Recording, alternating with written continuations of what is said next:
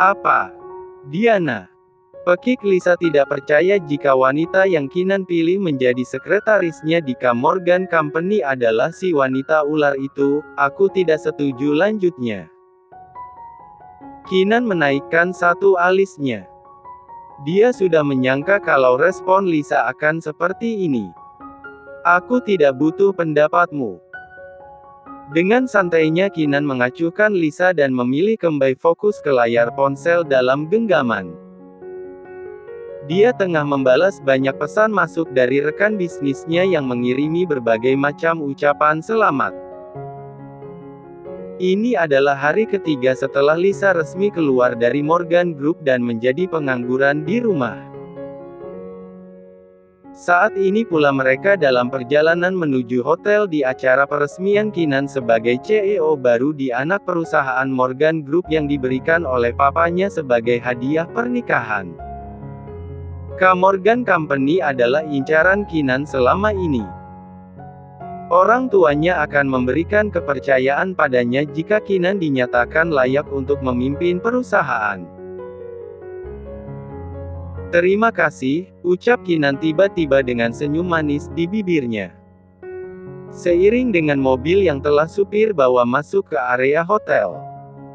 Terima kasih. Beo Lisa belum menangkap maksud ucapan Keenan dan senyuman itu. Iya, terima kasih. Setidaknya menikahimu ada untungnya sedikit bagiku. Aku anggap, mengakui bayi dalam kandunganmu di depan umum sudah impas dengan perusahaan yang aku dapat sekarang, ucap Keenan dengan senyum devilnya baru kemudian dia turun lebih dulu meninggalkan Lisa yang membeku di posisi duduknya. Jadi kamu anggap bayi ini hanyalah sebuah transaksi untuk memiliki perusahaan, Ken? Bisik Lisa dalam hati yang tersakiti. Harusnya aku membencimu, Ken. Teriak Lisa memejamkan matanya. Sampai kapan kamu di situ? Suara bariton itu mengembalikan lamunan Lisa dan mendapati Keenan sudah berdiri di depan pintu yang pria itu buka untuknya. Aku tidak butuh air matamu. Saat ini, tersenyumlah sepanjang pesta. Kecuali kamu ingin merusak reputasiku sebagai CEO baru di K. Morgan Company. Ucap Keenan dengan lirih namun dingin dan menusuk. Lisa pun mengusap buliran kristal bening yang keluar tanpa permisi dari pelupuk matanya. Baru setelah itu Keenan memberikan satu tangannya untuk membantu Lisa turun dari mobil. Namun di luar dugaan, Lisa menepisnya dan berdiri dengan berpegangan pada sisi pintu mobil. Aku bisa tersenyum tanpa uluran tanganmu, Ken. Lisa membalas dengan senyuman di bibirnya namun berucap penuh penekanan. Benar saja Keenan begitu manis ingin menuntun Lisa menuju pintu masuk ballroom, rupanya mereka disambut oleh puluhan wartawan yang siap merekam juga mengambil foto. Pria itu kali ini tidak memberi kesempatan Lisa untuk menolak. Dia menarik tangan lembut itu untuk melingkar di lengannya. Kerlipan lampu flash menyapu gelapnya malam, mengiringi langkah Keenan dan Lisa yang nampak mesra dan sempurna. Ketampanan dan kecantikan sepasang pengantin baru itu sudah tidak mereka mungkin lagi, hingga banyak yang menyangka hubungan mereka begitu indah dipandang dan tanpa celah sedikit pun. Walau pada kenyataannya ada lubang menganga seperti neraka di setiap langkah yang mereka ambil. Selamat datang CEO K. Morgan Company, Keenan Henderson. Terdengar suara pembawa acara menyambut kedatangan pria itu. Keenan dan Lisa digiring untuk duduk di depan, bergabung dengan keluarga besan Henderson.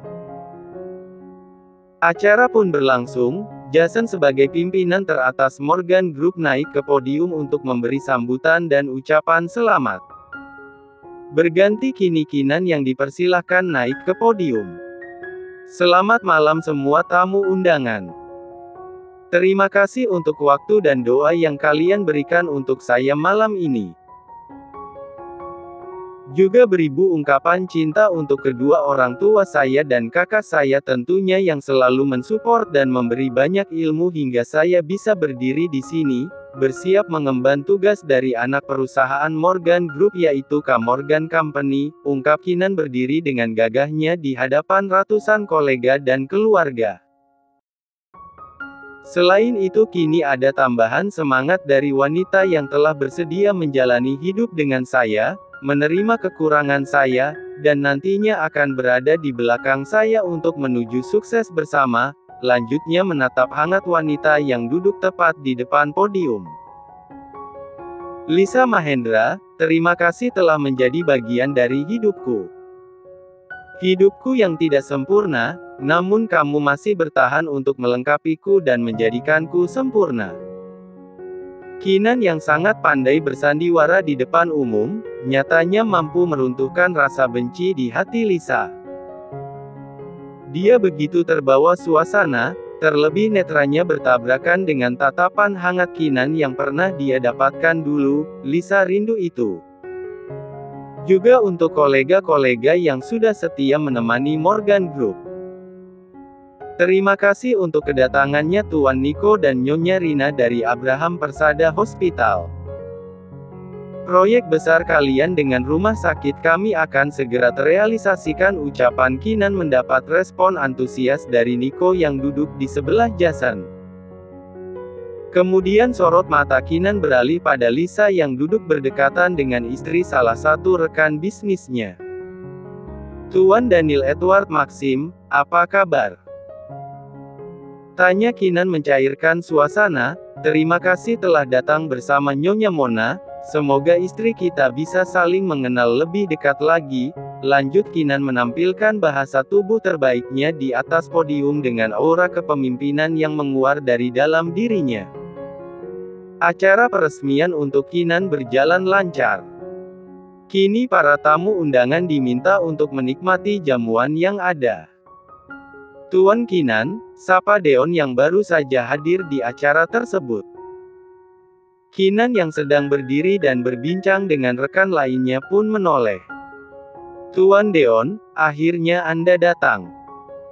Saya sudah menunggu Anda sedari tadi, sahut Kinan memberi jabatan tangan pada Deon. Perkataan Kinan membuat Deon terkekeh kecil sembari membalas jabatan tangan pria itu. Maaf, saya baru kembali dari perjalanan bisnis. Jika tidak ingat ada seseorang wanita yang saya rindukan, mungkin saya tidak akan datang.